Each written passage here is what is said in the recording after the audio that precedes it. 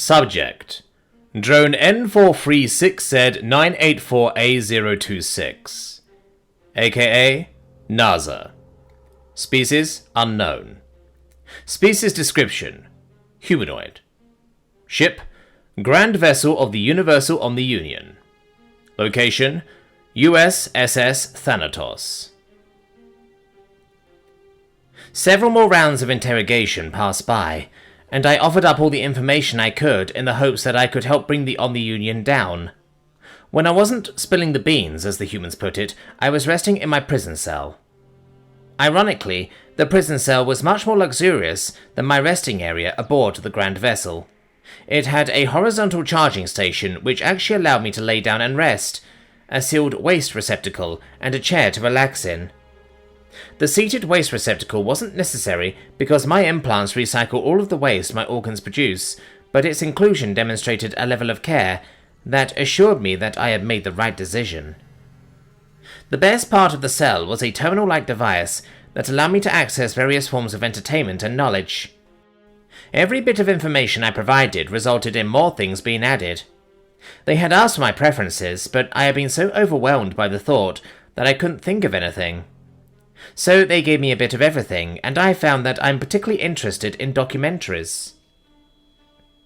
Our captives had apologized for the lack of privacy in our cells because of the glass wall leading to the passageway. I had laughed because privacy is so rare for drones that it's nearly a foreign concept. The only time we get any is when we're working alone or our neighbours in the barracks have died. Even now, the only invaders of my privacy are the guards watching the security cameras and 40, whose cell was now across from mine.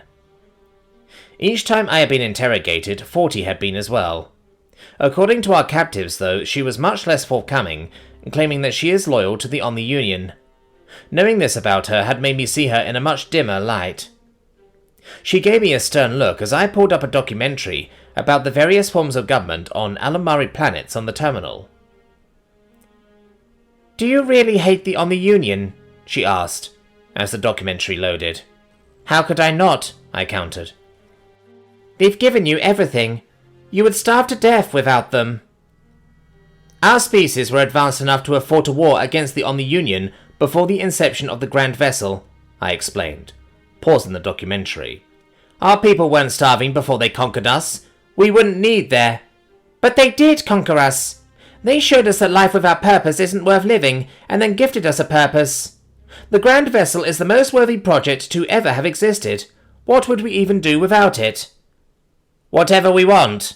There are many, many things that sentient beings can do to pass the time. Most of them are fun, even." "Fun?" she asked, offended. "What use is fun when there's work to be done?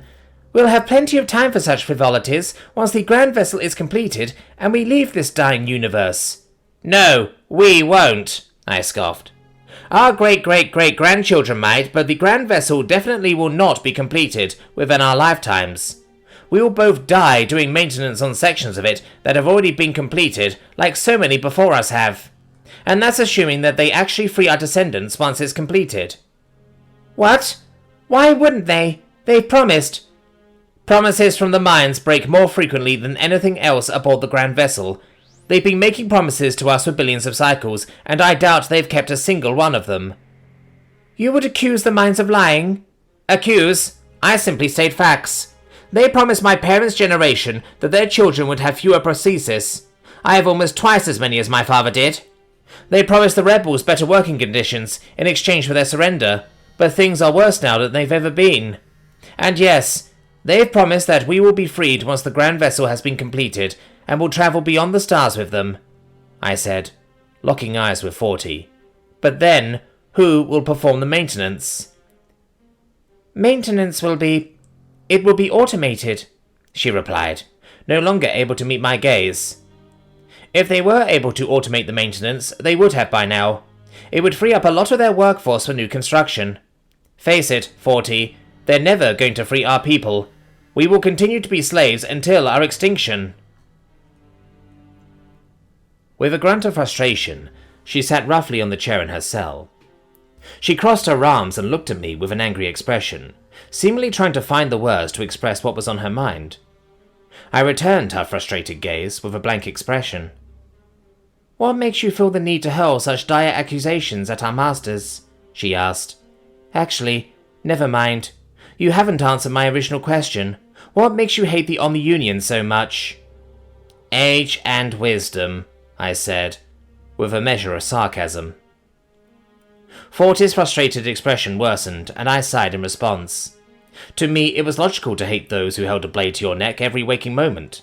But what to do with someone who hasn't noticed the blade yet? I sat in my chair with another sigh.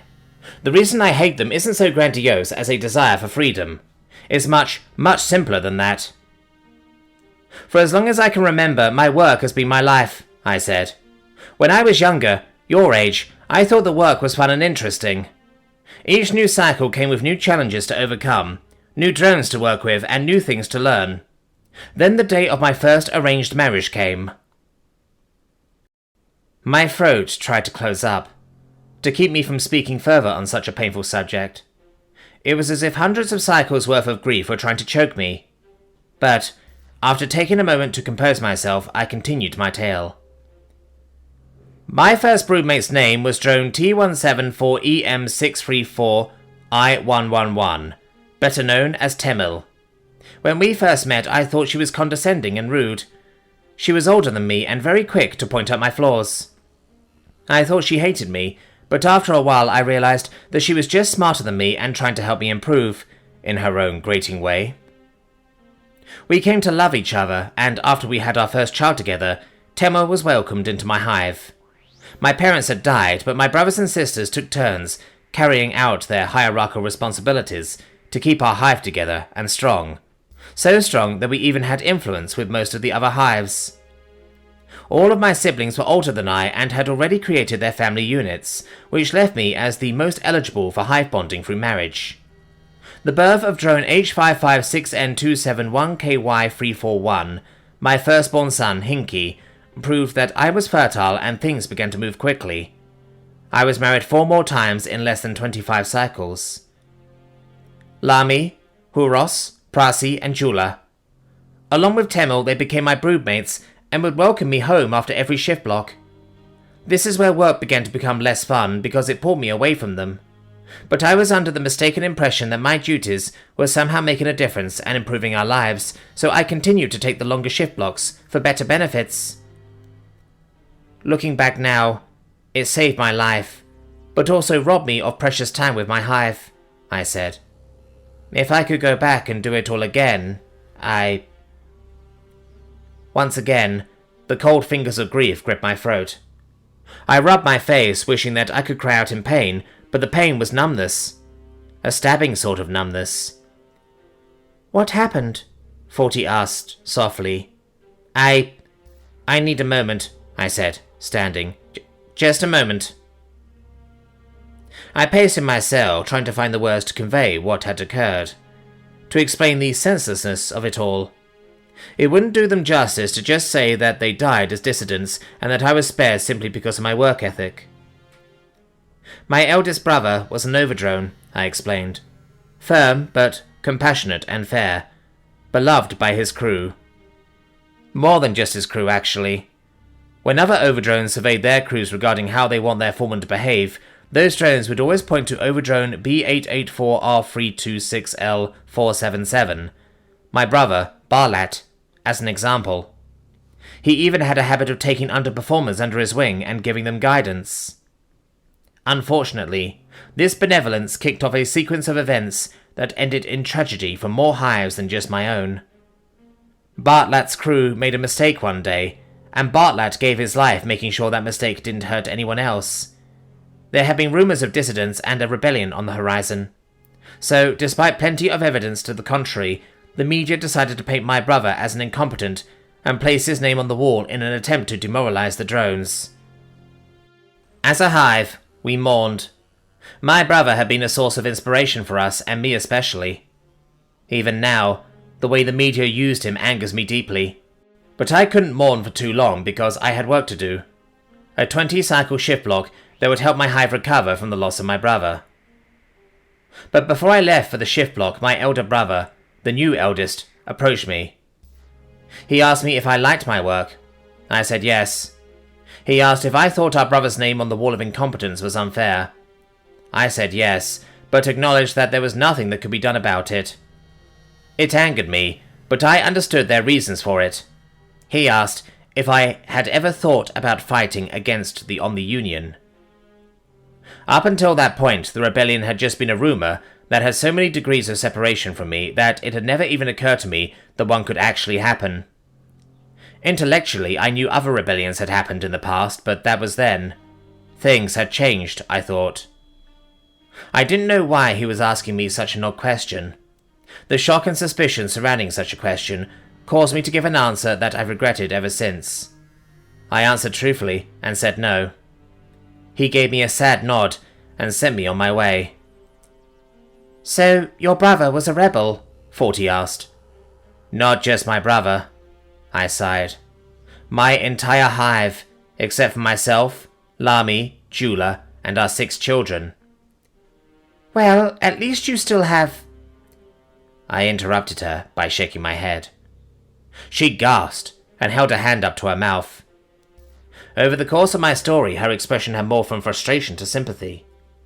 It was finally beginning to match the sorrow I felt, and I continued the story of the darkest moment of my life. 2 cycles before the end of my shift block, I was apprehended by the judicials. They interrogated me for 3 cycles, refusing to tell me what they suspected me of. Unfortunately, I was able to figure out that something terrible had happened to my hive from the context of their questions. Once they cleared me of wrongdoing, I demanded an explanation. They explained that the rebellion had made their move the cycle after my shift block began. I had missed it because the entire shift involved extravehicular activities, so we were staying in a shuttle. Obviously, the media didn't report on the rebellion, so we were kept in the dark. They fought for 10 cycles before being forced to surrender. That's when the judicials revealed my hive's involvement. My heart broke as they explained that most of my siblings had been killed in the fight. Then they told me that most of my broodmates were involved, as well, and the only members of my hive that hadn't been executed were Lami, Jula, and I. Unfortunately, my surviving broodmates were why I'd been brought in. A few cycles after the rebellion was put down, our shuttle lost communications and we had returned to the Grand Vessel for a few more cycles.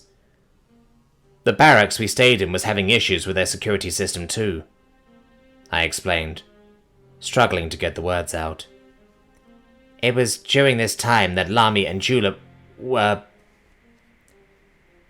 I found myself unable to say it. I choked back sobs and sat down, holding my face in my hands. After a few moments, I took a deep breath and gathered myself once again. Lami and Jula were found dead, along with our children. Since they could only verify my whereabouts from my fellow drones, they needed to rule out familicide. They thought I could have heard about the rebellion and killed my hive out of rage or misguided patriotism. "How did they die?" Forty asked quietly. The judicials concluded that it was a murder-suicide. Lami was very close to the rest of my hive. She suffered some sort of mental breakdown and killed the children. When Jula discovered this, she killed Lami, then herself. I'm so sorry to hear that, but the Omni-Union didn't... "The Omni-Union is the reason this happened," I interrupted angrily. "They push and push and push. They take and take and take. They force us to work ourselves to exhaustion until we die, 40. If they weren't so damn cruel, there never would have been a rebellion for my hive to join. You said earlier that they gave me everything. No, they took everything." I stood and slammed my metal fist against the glass entrance to my cell. A crack perfectly bisected my view of 40, and I glared at her for it. "They only give so that they can take that much more," I growled. "The Omni-Union is heinous, despicable, villainous. They're responsible for so many atrocities that even despite your youth, you wouldn't have enough life to list them all. They must pay." The fear in 40's eyes slowly changed to comprehension. It seemed as if she had finally opened her eyes to just how terrible the Omni-Union actually is. I let out a breath that I hadn't realized I was holding and sat back down.